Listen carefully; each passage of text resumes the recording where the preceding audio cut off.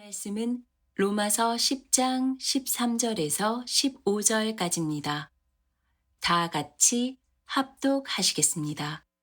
누구든지 주의 이름을 부르는 자는 구원을 받으리라.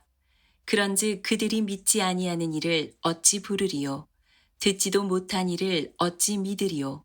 전파하는 자가 없이 어찌 들으리요?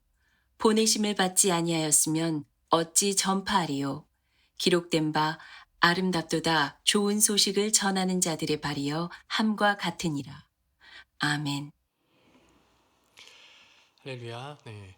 키가 되는 사람이란 제목으로 함께 말씀 나누겠습니다. 많은 사람들이 연초부터 시작해서 연말이 되기까지 우리는 어떤 목적을 가지고 수많은 계획들을 세우면서 살아가고 있습니다.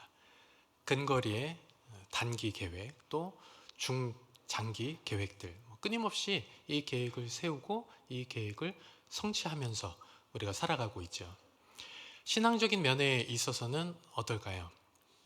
우리가 신앙적인 면에 있어서는 저마다의 가까이 있는 어떤 계획들은 조금씩 차이가 있다 할지라도 저 멀리 우리가 최종적으로 도달해야 할 그 목적은 우리 모두 다 같을 것입니다. 우리 신앙의 표본이 되는 웨스트민스터 이 신앙 고백의 요리문답 첫 번째 질문을 보면 사람의 제일 목적이 무엇인가? 라고 질문을 하고 있습니다. 그리고 우리는 거기에 대해서 이렇게 대답을 하고 있죠. 하나님을 영화롭게 하는 것, 그리고 그분을 영원토록 즐거워하는 것이다 라고 말하고 있습니다. 아멘이시죠? 네, 성경은 또 말하고 있습니다. 무엇을 먹을까? 무엇을 마실까? 염려하지 말라. 다만 우리는 무엇에 우리 마음을 다해야 됩니까? 그의 나라와 그의 의, 그의 뜻이 이루어질 수 있도록 우리의 마음을 다해야만 합니다. 그리고 먹든지 마시든지 무엇을 하든지 다 우리는 이 일들이 어떻게 되기를 원해야 됩니까? 하나님의 영광이 되기를 바라야 합니다. 이것이 성경이 우리에게 말하는 우리 삶의 이정표라고 말할 수 있습니다. 그러면 우리는 왜 하나님의 영광을 위해서 살아야 할까라는 질문을 할 수 있고요. 그리고 여기에 대해서 우리의 신앙은, 그리고 우리가 하나님을 알수록 여기에 대한 답은 자연스럽게 주어집니다. 하나님을 모를 때는 교회에 가면, 내가 교회에 가서 기도하고 뭔가 이 신을 대할 때는 그래도 힘드니까 위로받고 싶고, 뭔가 내 삶이 어려우니까 내가 형통하게 잘 풀리기를 바라죠. 그래서 내가 종교를 통해서 내가 잘 되기를 바랍니다. 근데 내가 하나님을 알고 성경을 배우게 되면 이제는 내가 잘 되고 내가 복을 받고 이런 것들을 떠나서 어떻게 하면 하나님을 기쁘시게 할 수 있을까? 어떻게 하면 주의 뜻대로 살아갈 수 있을까? 이런 고민들을 자연스럽게 하게 됩니다. 그래서 하나님의 영광을 위해서 사는 삶도 우리가 자연스럽게 신앙생활을 하면서 우리 삶에 이루어지게 되는 과정이 됩니다. 우리가 효도를 한번 예로 들어볼까요? 부모님께 효도해야 한다. 우리가 어려서부터 듣고 배우죠. 근데 부모님의 효도해야 한다라고 할 때 왜요? 왜 해야 돼요? 한번 그 이유를 설명해 주세요. 이렇게 말하는 사람들은 많지 않습니다. 부모님께 효도해야 한다는 것을 알아요. 왜 압니까? 부모님이 나를 낳아주셨고, 그리고 내가 자라기까지 누구보다 나를 지지해주고 사랑으로 이렇게 양육하고 길러주신 분이 우리 부모님이기 때문이에요. 그래서 우리는 누구나가 다 부모님께 효도해야 한다라고 하는 것을 말하지 않아도 잘 알고 있습니다. 그러면 우리가 신앙적인 면에 있어서는 어떻습니까? 창조주 하나님께 공경해야 한다라고 하는 것을 우리가 왜 해야 합니까? 우리가 그 이유를 요구하지 않아요. 부모에 대한 효가 말하지 않아도 그 자체로 정당성을 갖는 것처럼 하나님께 대한, 창조주 하나님께 대한 우리의 공경이라고 하는 것도 당연히 해야만 하는 그런 정당성을 우리가 느끼게 됩니다. 그래서 여러분, 우리가 이 하나님의 나라와 하나님의 의를 위해서 어떻게 살 수 있을까? 이 질문에 대해서 우리는 이런 고민을 합니다. 이건 알아요. 그 목적, 내가 하나님의 나라를 위해서 산다, 영광을 위한 삶이 되겠다, 이 목적은 다 압니다. 그런데 그렇다면 어떻게 할 것인가, 무엇을 할 것인가, 어떤 이런 고민, 현실적인 문제를 우리가 늘 생각을 하게 됩니다. 교회에서는 가면은 하나님의 영광을 위해서 살아야죠, 많이 듣는데 무엇을 할 수 있을까라는 고민을 기도하면서 우리는 참 많이 생각을 합니다. 여러분은 어떠신가요? 하나님의 나라와 그리고 하나님의 영광을 위해서 주님의 뜻을 이루기 위한 삶을 어떻게 살아가고 계십니까? 우리는 다 고민하면서 이 길들을 찾아가고 있거든요. 그런데 우리가 이것을 너무 거창하게 생각하면 이것을 이뤄가기가 어렵습니다. 효도 다시 한번 예를 들게요. 부모님께 효도해야 한다, 이것을 우리가 거창하게 생각하면 어떤 생각을 하겠습니까? 내가 성공해서 이 다음에 부모님께 뭔가 그럴듯한 거 해드려야지. 근데 뭐 공부를 일단은 해야 하고, 취업을 해야 되고, 결혼을 해야 되고, 자녀들을 키워야 되고, 사회에서 자리 잡아야 되고, 뭐 이렇게 하다 보면은 쉽지 않으니까 이 다음에 정말 성공해서 부모님께 효도해야지, 뭐 같이 뭐 여행을 모시고 가야지, 내가 부모님께 집을 사드려야지, 이런 어떤 거창한 생각들을 우리가 하게 되면 부모님께 효도하기가 어렵습니다. 쉽지 않아요. 우리가 효를 어떻게 생각해야 됩니까? 효, 부모님께서 무엇을 기뻐하실까? 내가 무엇을 해서 부모님을 기쁘게 해드릴 수 있을까? 우리가 이런 생각을 할 때에 비로소 효를 잘 실천할 수가 있습니다. 부모님께서 나하고 같이 시간을 보내는 것을 원하시니까 이번 주말에 시간을 내서 한번 찾아뵈야겠다. 가서 같이 시간을 보내고 어디 좋은 곳도 가고 또 맛있는 거 사드려야지.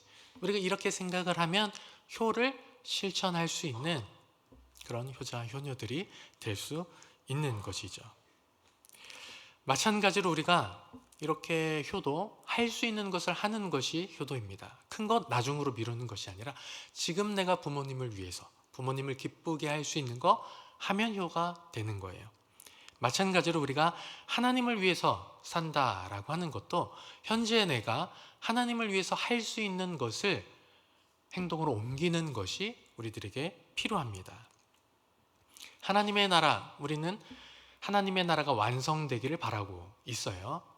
그리고 이 하나님의 나라가 완성되는 것은 나 혼자서 100%를 다 이룰 수 있는 것이 아닙니다. 우리는 10%, 5%, 아니면 1%이 하나님 나라의 완성의 몫을 감당해 가고 있습니다. 그리고 또 다른 사람이 또 5%, 10%, 또 다른 사람들이 다 모여서 나머지 이 100% 하나님의 나라가 완성되기까지 애쓰면서 우리는 모두가 공동으로 이 하나님의 나라를 이뤄가고 있습니다. 그래서 우리는 하나님의 나라가 완성될 때 내가 하는 부분이 작다라고 해서 그게 10%다, 그게 5%다, 그게 1%밖에 되지 않는다라고 해서 내가 감당해야 할 그 하나님의 나라를 우리가 경솔하게 여길 수 있습니까? 그렇지 않죠. 나는 내가 감당해야 할 하나님의 나라를 이뤄 가야 합니다.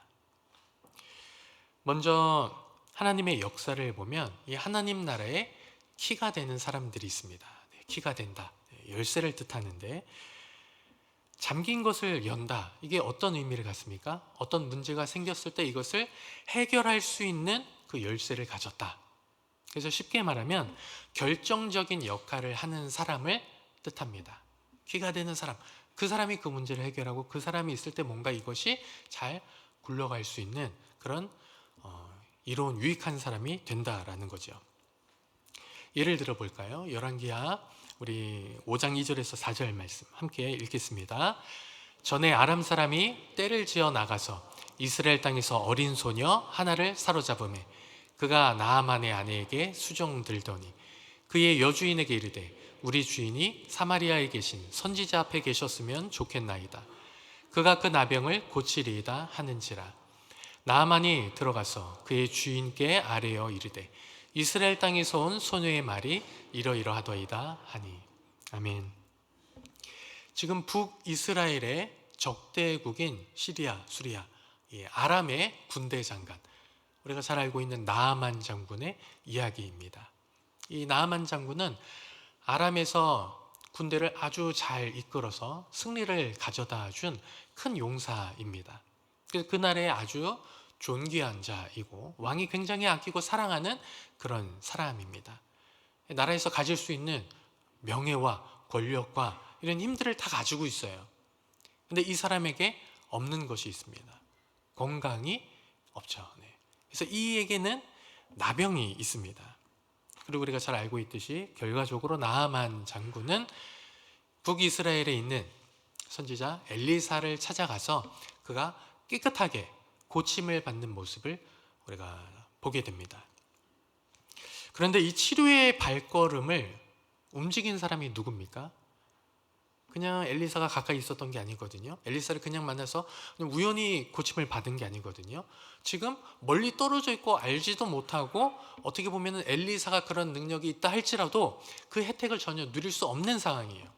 그런데 어떻게 나아만 장군이 이 엘리사로부터 하나님의 도우심으로, 하나님의 은혜로, 하나님의 작정된 뜻으로 고침을 받을 수 있게 되었습니까? 이 치료의 발걸음을 움직인 사람이 우리가 방금 전에 성경에서 읽었던 이스라엘에 사로잡힌 여종, 한 소녀라고 하는 것을 보게 됩니다. 이 소녀는 어떤 사람이죠? 아주 명망 있는 명문가의 자제가 아니에요. 이스라엘에서 사로잡혀온, 그래서 내가 종으로 부리고 있는 소녀입니다. 그가 주인을 섬기는 이 여종의 입장에서 나만을 위해서 여러분 무엇을 할 수 있습니까? 다른 거라면 맛있는 걸 해드리거나 아니면 몸에 좋은 약초를 갖다가 드릴 수도 있어요. 그런데 지금 나아만의 병은 하늘이 내린 병이라고 하는 천병으로 불리는 나병입니다. 이 나병이 걸린 주인을 위해서 이 소녀가 할 수 있는 것은 없어요. 아무것도 없습니다. 게다가 아람과 북이스라엘의 국제 관계는 어떻죠? 적대 관계입니다. 이런 갈등 속에서 본인도 포로로 사로잡혀온 상황이에요.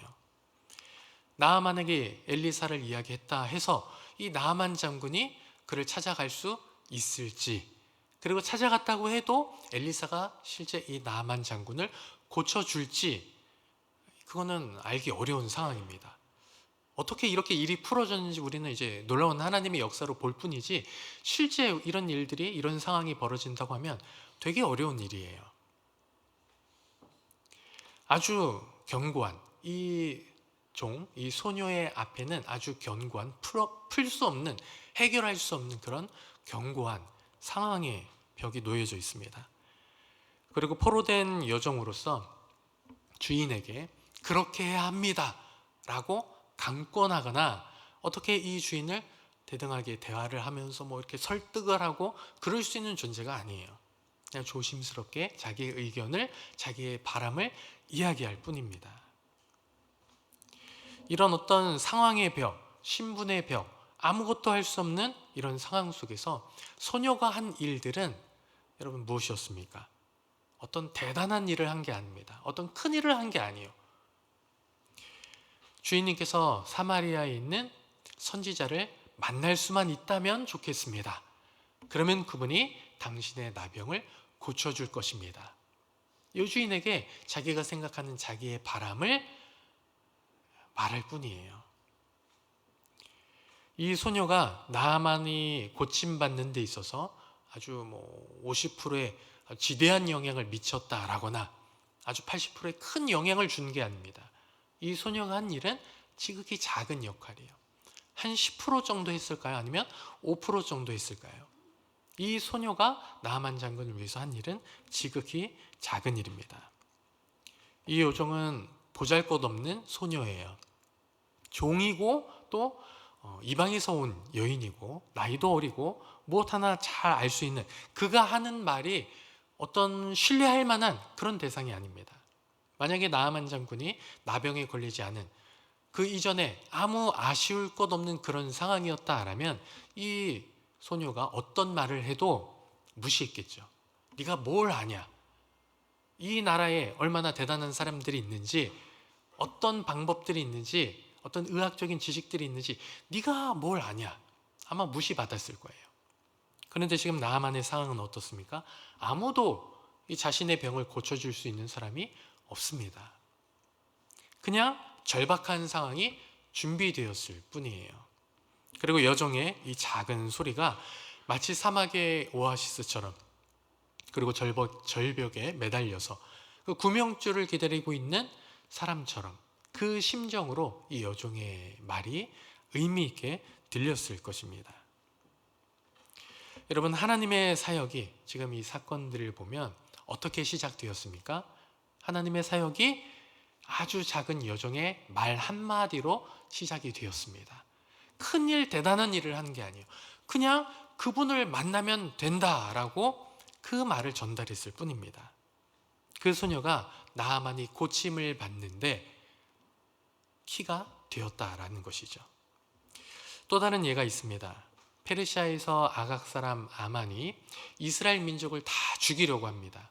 이런 상황들 속에서 에스더는 왕비가 됐잖아요. 왕비가 되었기 때문에 자신과 자신의 동족들을 위해서 왕에게 호소해야 합니다. 이것은 아만이라고 하는 아주 나쁜 사람의 음모가 있는 것이고, 여기로부터 이런 어떤 음모로부터 나와 내 민족을 구원해 주시옵소서 라고 왕에게 호소를 해야 돼요. 그런데 에스더가 하지 못합니다. 그 구원하는 일들을 하지 못하죠. 왜 못했습니까? 국법 때문입니다. 왕이 부르지 않으면 누구도 왕에게 나아갈 수 없어요. 남자가 됐든 여자가 됐든 신분이 어떠하든, 그것이 심지어 왕비라 할지라도 왕이 부르지 않으면 왕이 있는 그 뜰에 왕에게 가까이 나아갈 수가 없습니다. 가면 법을 어겨서 죽게 되는 거예요. 그런데 지금 왕이 이 에스더를 안 찾은 지 30일, 한 달이 되었다라고 이야기를 합니다. 어떻게 보면 결혼한 지 얼마 안 됐고 신혼 아니에요? 너 찾지도 않아요. 만약에 나를 그렇게 애지중지하고 정말로 사랑하는 그런 관계라면 내가 국법을 어기고 나아갔어도 왕의 그 후를 보여주면서 잡을 수 있게 해주고 용서해주고 그렇게 할 텐데, 왕이 나를 용서해 줄지 이런 확신도 없습니다. 찾아가기 어려운 상황이에요. 지금 이 에스더의 앞에는 풀 수 없는, 해결할 수 없는 그런 상황의 벽이 막혀져 있습니다. 그런데 에스더가 이 죽음을 무릅쓰고 왕을 찾아갑니다. 민족을 구원하기 위해서 나아갑니다. 그렇게 나아갈 수 있었던 이유가 어디 있습니까?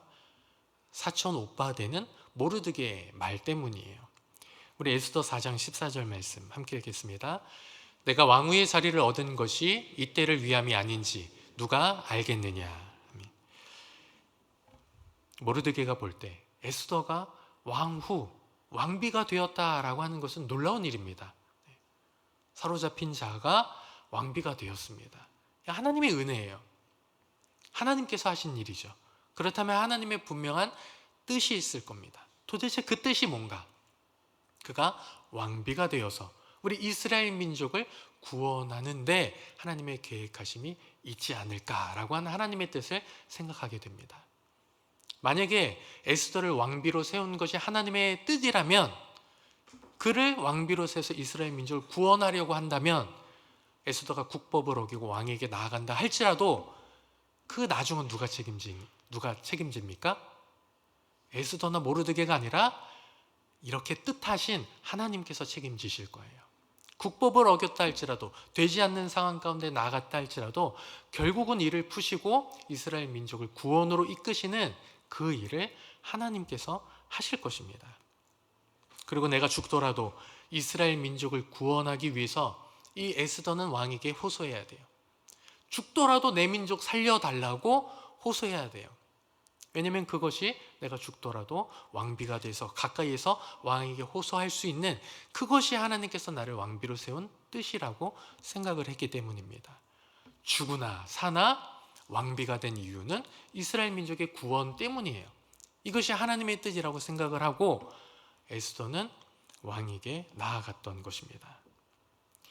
결국은 모르드게의 말이 키가 되었습니다. 그래서 에스더를 움직였고 왕비를 움직였고 이스라엘 민족이 구원받는 놀라운 은혜의 결과를 만들었던 것을 우리가 성경을 통해서 보게 됩니다. 저는 이런 나아만 장군의 이야기나 그리고 이런 에스더의 이야기를 보면 떠오르는 이미지가 있어요. 퍼즐입니다. 여러분 퍼즐 맞춰보셨죠? 지금도 아마 퍼즐을 맞추시는 분들이 계실 텐데, 퍼즐을 맞출 때 주제가 다양하죠. 어떤 것은 사물, 풍경, 인물 다양합니다. 명화, 그림일 수도 있고. 그런데 인물을 예로 들면 인물에 대한 퍼즐을 맞출 때 어떤 그림이 보통 있나요?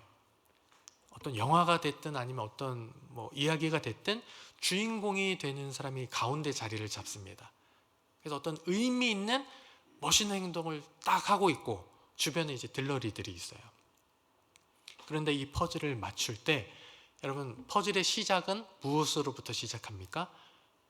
주인공으로 시작하지 않아요. 주인공부터 시작하면 중앙에 이제 자리를 차지하고 있기 때문에 자리를 못 잡아요. 그래서 퍼즐 맞출 때 여러분 어디부터 시작하죠? 맨 끝에, 잘 아시네요. 맨 끝에 구석부터, 가장자리부터 시작을 합니다. 거기서부터 시작해서 안으로 들어오는 거예요. 우리가 볼 때 퍼즐의 이 끝 구석진데 이 가장자리 퍼즐들은 무엇을 담고 있습니까?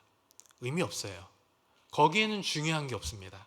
중요한 건 가운데 주인공이에요. 그렇지만 그 퍼즐의 시작은 의미 없어 보이는 그 가장자리, 곁가지에 있는 퍼즐로부터 시작한다는 것입니다. 이 가장자리에 있는 의미 없어 보이는 이 퍼즐이 없이는 결코 퍼즐을 완성시킬 수가 없습니다. 여러분, 우리 인생도 이와 같지 않습니까? 나는 세상에서 어쩔 때는 주인공이 아닌 것 같아요. 내 옆에는 너무 멋있고 너무 능력 있고 주인공 같은 사람이 있어요. 그런가 하면 나는 주인공이 아니라서. 그래서 마치 어떻게 보면은 이 모르드게처럼 억울한 일을 당하기도 하고, 아니면은 이 시리아에 사로잡힌 포로된 이 여종처럼 아무것도 할 수 있는 일이 없는 그냥 막힌 상황 가운데 그렇게 놓여져 있는 분들도 있을 것입니다. 혹시 현재 나의 상황이 이런 상황이라면 여러분들이 꼭 기억하셔야 됩니다. 여러분, 주인공을 살리는 사람은 그 옆에 있는 조연이에요. 어떻게 보면 죽음의 위기가 누구에게 먼저 옵니까? 조연은 괜찮아요. 근데 주인공이 먼저 죽을 것 같아요. 근데 그 주인공을 옆에 있는 조연이 살리고 자기가 죽습니다. 주인공을 살리는데 조연이 많은 역할들을 합니다. 이처럼 여러분, 하나님의 역사에서 결코 빠질 수 없는 그런 사람들이 바로 여러분 우리예요.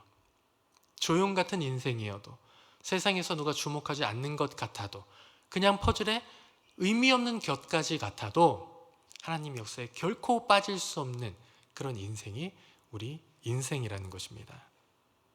그렇기 때문에 여러분, 내가 맡는 역할이 정말로 별거 아닌 것 같아도, 작은 역할이라고 할지라도 여러분, 내가 할 수 있는 일들을 하셔야 됩니다. 그게 하나님 나라의 키가 될 수 있어요. 별거 아닌 일인데 이게 하나님 나라에 뭐가 되겠어? 된다라는 거예요. 제가 2001년도에 인도로 단기 선교를 갔습니다. 그때 사역은 대학 캠퍼스 복음화였어요. 그래서 학교마다 사람들을 만나고 이 학교의 전도 전략을 세우기 위해서 리서치 조사를 해야 됐습니다. 그래서 학교들을 쭉 돌아다니면서 이 학교는 뭐 어떻고 학생들이 어떻게 있고 그 환경은 어떻고 이런 부분들을 쭉 조사를 했어요. 그리고 이 학교를 쭉 돌다가 어느 학교에 갔는데 이 학교는 못 들어오게 해요. 정문에서부터 출입을 제한합니다. 그래서 아니, 왜 우리를 못 들어가게 하냐, 우리를 들여보내달라, 이유가 뭐냐 라고 물었더니 얼마 전에 한국에서 온 어느 선교 단체가 이제 공개적인 종교 행위를 한 거예요. 막 찬양하고 기도하고 막 그런 일들을 했기 때문에 너희도, 이 외부인들도 이 학교에 들어올 수 없다, 못 들어간다, 이렇게 출입을 제한했습니다. 그래서 이 학교에 들어가서 이 학교를 파악을 해야 되는데 어떻게 해야 되지? 그래서 저희 팀이 그 앞에서 모여서 기도를 했어요. 하나님, 어떻게 해야 되죠? 선교에 지금 우리의 전략이 막혔습니다. 지금 우리 계획이 중단됐어요. 어떻게 해야 됩니까? 그러면서 뭐라고 기도를 했냐면 키가 되는 사람을 보내주세요. 그렇게 기도를 했어요.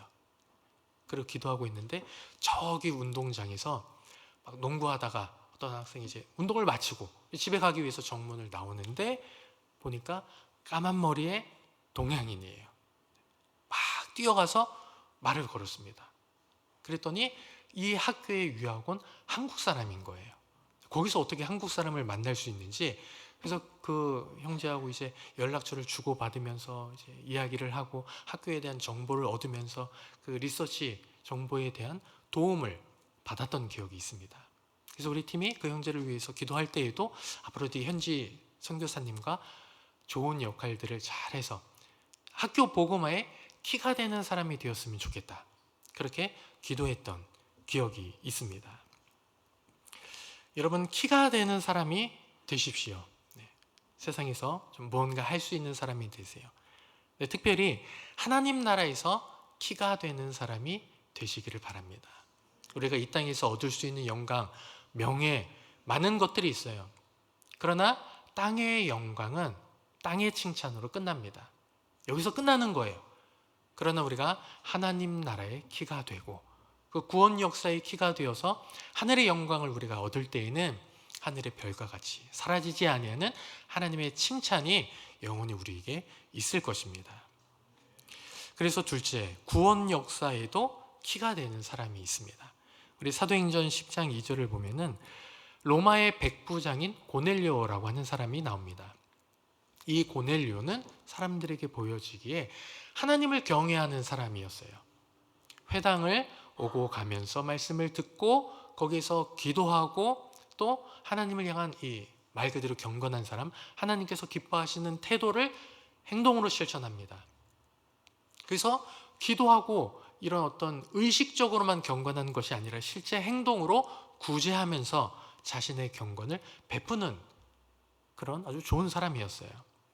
그런데 이가 이 구원에 있어서 많은 진리를 온전히 깨닫지는 못하고 있었습니다. 그래서 신앙생활하고 마음은 열려있지만 온전히 거듭나지 못했기 때문에 하나님께서는 이 고넬료에게 누구를 보내셨습니까? 베드로를 보냈죠. 베드로를 보내서 복음을 전하게 하시고 말씀과 진리를 깨닫게 해서 진리 안에서 성령을 받고 영생을 얻게 되는 일들이 나타나게 되었습니다. 여러분, 고넬료에게는 베드로가 어떤 사람이었습니까? 구원의 키가 되는 사람이었습니다. 그리고 그 뒤에 16장을 보면 이제 감옥에서 빌립보 감옥인데 이 빌립보 감옥에서 감옥을 지킨 간수를 보게 됩니다. 근데 이 간수가 누구를 만나게 되죠? 바울과 실라를 만나게 됩니다. 바울과 실라가 점치는 여종의 그 귀신을 내쫓아준 사건 때문에 우리 영업에 지장을 줬다 해서 감옥에 갇히고 어려운 일들을 당하게 되지요. 그러나 이런 환경들 속에서 바울과 실라는 하나님 앞에 기도하고 찬양하면서 그렇게 이제 하나님을 높입니다. 그리고 기적 같은 일들이 일어나죠. 지진이 일어나서 감옥 문이 다 열리고 이런 사건들이 나타나요. 간수는 감옥 문이 열렸으니까 다 도망했다. 그래서 죽으려고 하지만 죽지 마라. 우리가 여기 있다. 이런 사건들 속에서 그가 바울 앞에 엎드리고 어떻게 구원을 얻을 수 있는지 주의 말씀을 청합니다. 자기 집으로 데리고 가서 온 가족이 주의 말씀을 듣고 예수 그리스도를 알고 그들이 세례를 받으면서 주의 자녀가 되는 모습을 보게 됩니다. 이 가정에, 간수의 가정에 바울과 실라가 어떤 사람이 되었습니까? 구원의 키가 되는 사람이 되었습니다. 하나님께서는 고넬료와 그의 가족들 그리고 간수와 그의 가족들에게 키가 되는 사람들을 보내주셨어요. 여러분, 왜 보내셨습니까? 그들이 온전한 하나님의 말씀을 진리를 깨닫지 못하고 있기 때문이에요. 그래서 그들에게 복음을 전해주는 사람이 필요했기 때문에 베드로를 보내셨고 바울과 실라를 보내셨던 것입니다. 우리 로마서 10장 14절 함께 읽겠습니다. 듣지도 못한 일을 어찌 믿으리요? 전파하는 자가 없이 어찌 들으리요? 아멘. 우리가 주님을 믿어야 구원받는데 주님이 누구신지 말해주는 사람이 있어야죠. 말해줄 전파하는 자가 필요합니다. 그래서 예수님께서는 지상에서 가장 큰 명령으로서 땅끝까지 이르러 복음을 전파하라고 우리에게 분명한 명령을 주셨습니다. 그리고 이 마지막 때에 추수할 것은 많은데 일할 일꾼이 부족하기에 주인에게 청하라. 일꾼을 보내달라고 청하라고 하셨어요. 여러분, 복음을 전해줄 수 있는 키가 필요합니다.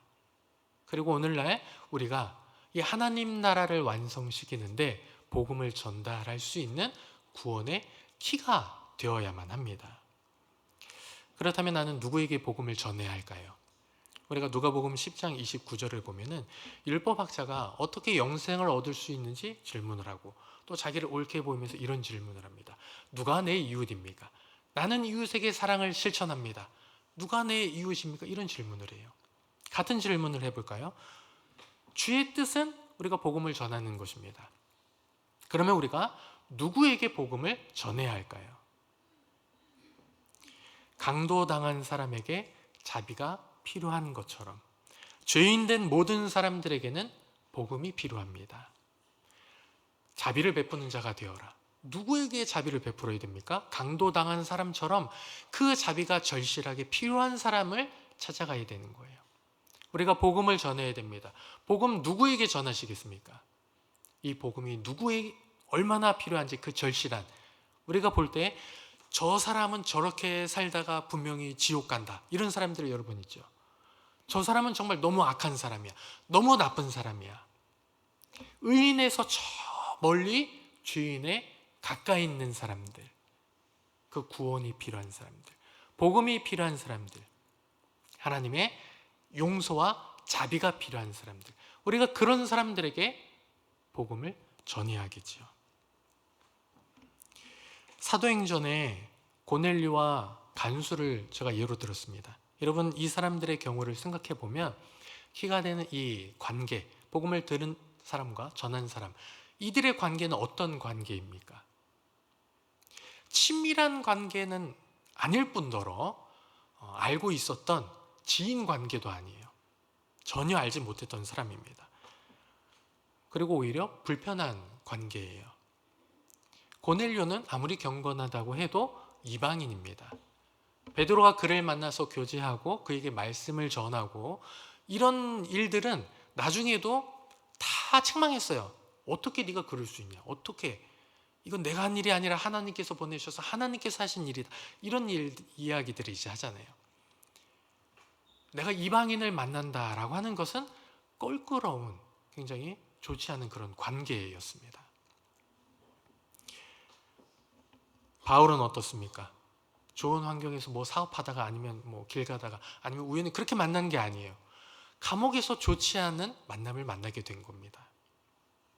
그러나 첫 만남에, 그 좋지 않은 만남 같은데 그 첫 만남에 복음의 길을 돌렸고 인생의 방향이 하나님께로 돌아서는 그런 역사를 우리가 보게 됩니다.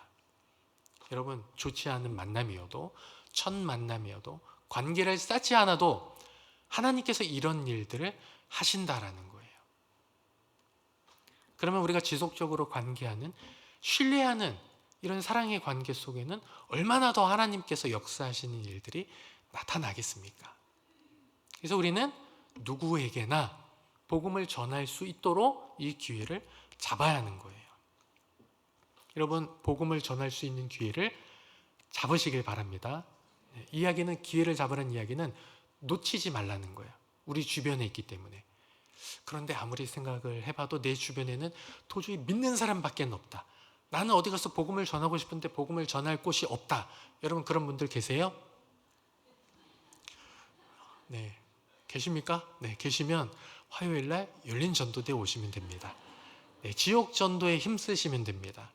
그리고 전도 폭발에 오셔서 훈련 받으시고 사람을 만나시고 노방에 나가셔서 복음을 전하시기를 바랍니다. 기회가 있어요. 기회가 없는 게 아닙니다. 우리 가까이는 늘 기회가 있어요. 그래서 마지막으로 셋째, 나도 키가 되는 사람입니다. 사도행전 8장을 보면 이런 복음에 여러 가지 놀라운 일들이 나타나게 되는데, 스데반이 순교하죠. 그리고 박해가 뒤를 잇습니다. 그리고 박해로 인해서 복음의 확산이 나타나게 됩니다. 그리고 이 복음의 확산에는 복음이 지나간 흔적들이 남아요. 여러분, 꽃을 들고 지나가면 뭐가 남습니까? 향기가 남죠. 그러면 그리스도인이 지나가면 뭐가 남아야 됩니까? 그리스도의 향기, 곧 그리스도를 아는 지식, 그 그리스도가 누구인지, 나를 위해서 오셨고 나를 위해서 무엇을 하셨고 그분이 누구인지, 그분에 대한 지식, 아는 지식, 이 향기가 남아야 돼요. 그래서 이 말로, 증거, 복음으로 인해서 열매가 남아야 됩니다. 꽃이 그냥 혼자 떨어져 죽는 게 아니잖아요. 한 알의 미랄이 그대로 있으면 끝이에요. 그가 썩어질 때 뭐가 됩니까? 또 다른 생명들을 일으켜내게 되는 거예요. 꽃은 또 다른 생명으로 번지게 되어 있습니다. 내가 얻은 그 생명도 마찬가지로 또 다른 생명들을 낳게 되어져 있어요. 복음의 발자취가 남습니다. 이런 박해 속에서 이제 교회가 막 흩어집니다. 교회가 흩어지는데 빌립을 성령께서 인도하시죠. 그 인도함 속에서 누구를 만나죠? 에디오피아, 간닥에 국고 맡은 내시를 만나게 됩니다. 이 장관, 재정부 장관을 만나는데, 이 사람이 빌립을 만나서 내가 주의 말씀을 읽어도 무슨 뜻인지 모르겠고 이 예언이 누구를 가리킨 건지도 모르겠는데, 이 빌립을 통해서 주의 말씀과 주의 뜻, 작정, 그분이 예수 그리스도로 오셨고 어떤 일들을 행하셨는지 복음과 진리를 듣게 됩니다. 그리고 에디오피아 내시가 세례를 받고 주의 제자가 되는, 개종하는 이런 모습들을 우리가 보게 되죠. 에디오피아는 지금 이슬람이 크게 자리를 잡고 있고, 그리고 그리스 정교회가 좀 있지만 기독교가 그 땅에는 초기에 일찍 들어갔던 곳이에요. 그래서 자료가 충분하지 않아서 확정할 수는 없지만 교부들도 이 에티오피아에 있는 이 내시를 언급을 합니다. 이 땅에, 이 나라에 기독교 초기에 기독교가 있을 수 있도록 활동했던 한 사람이었을 것이다 라고 하는 추측들을 이야기를 해요. 여러분, 이것이 참 놀라운 일 아닙니까? 어떻게 이 만남이 또 그런 구원의 역사가 되는 일들이 나타나게 되었는지. 이 에티오피아 내시에게 있어서 키가 되는 사람이 누구였습니까? 빌립이었어요. 그리고 마찬가지로 이 에티오피아 내시도 자기 땅으로 돌아가서, 자기 고국으로 돌아가서 역시 다른 사람들에게 구원의 복음의 키가 되는 사람으로서 살아갔던 모습들을 우리가 보게 됩니다. 또 어떤 분의 사례를 들면, 국군병원에서 이분이 입원해 있었고 장병들을 찾아다니는 분이 이제 있어요. 성경책 나눠준, 지금 생각할 때는 그것이 기도원 사역이 아니었을까, 이런 생각들도 이제 해봅니다. 예수 믿고 구원 받으세요. 성경책을 병실에 있는 환자들에게, 군인 장병들에게 다 나눠주는 거예요. 병실에서 할 일이 뭐가 있겠습니까? 그때는 지금처럼 TV를 보거나 못했을 것 같아요. 성경을 보는 거예요. 성경을 보다가 예수님을 만나고 목사가 되어서 많은 사람들에게 복음을 전하는 분이 있습니다. 저희 아버지의 경우에요. 병원에 있다가 그렇게 모르는 아주머니가 와서 성경책 줘서 그 성경 보다가, 부모님에게 신앙을 물려받은 게 아니라 그 성경책을 읽다가 구원받아서 목사의 길을 걸었다. 그래서 나중에 천국 가면 꼭 그 이름 모르는 아주머니 만나가지고 너무 고맙다고 이야기해야 된다, 그렇게 말씀하신 기억이 납니다. 그분이 전달한 성경책 하나, 예수 믿고 구원 받으세요, 굉장히 작은 일처럼 느껴지기도 합니다. 근데 그게 많은 열매를 맺게 되는 거예요.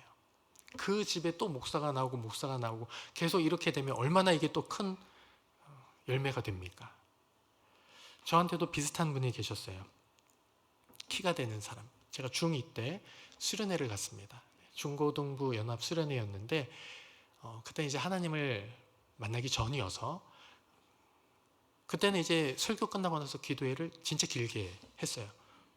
기도회를 정말 길게 하는데 저는 이제 기도가 나오질 않고 기도를 할 줄도 모르겠고 그래서 그러면 뭐 하는지 아시죠?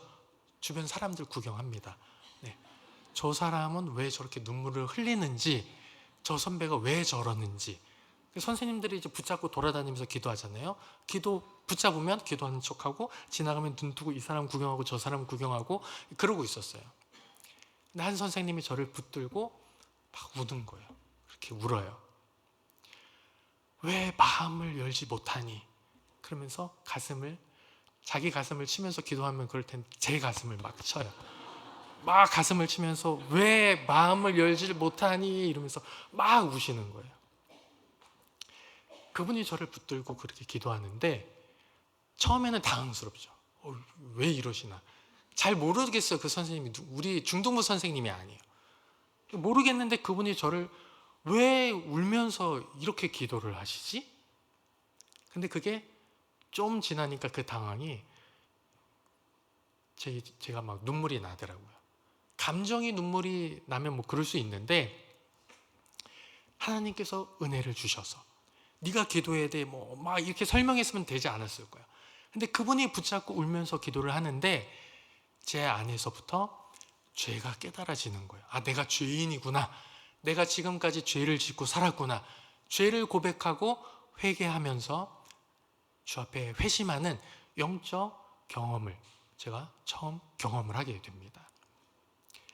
어떻게 보면 그분이 한 번 기도하고 갈 수 있어요. 선생님이니까 한 번 기도하고 지나갈 수 있어요. 다른 애들도 많이 있잖아요. 그런데 붙들고 안타까워하고 울면서 성령께서 제 마음을 열어주셔서 제가 주님을 체험하게 되는, 회심하게 되는 그런 일들이 나타나게 되었습니다.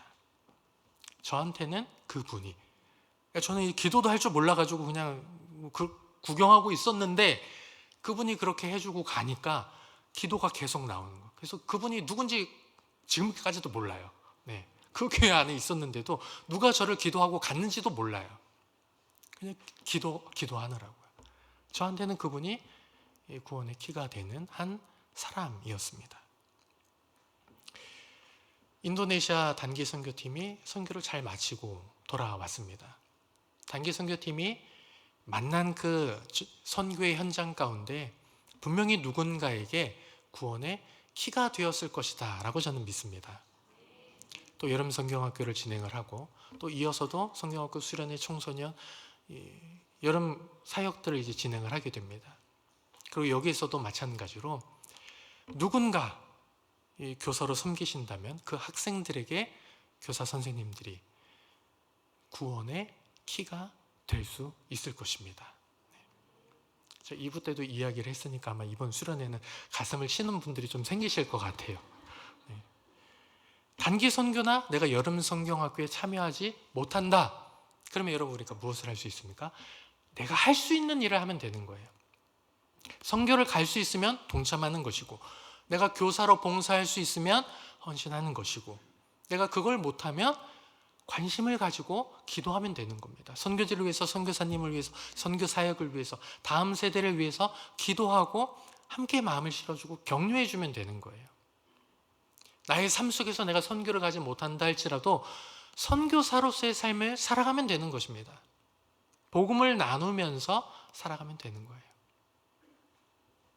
내가 복음을 직접적으로 제시를 하든 아니면 착한 행실을 통해서 하나님 앞에 영광을 돌려드리든 할 수 있는 일들을 하십시오. 작은 일이든 큰 일이든 여러분 키가 되는 사람이 되어야 돼요.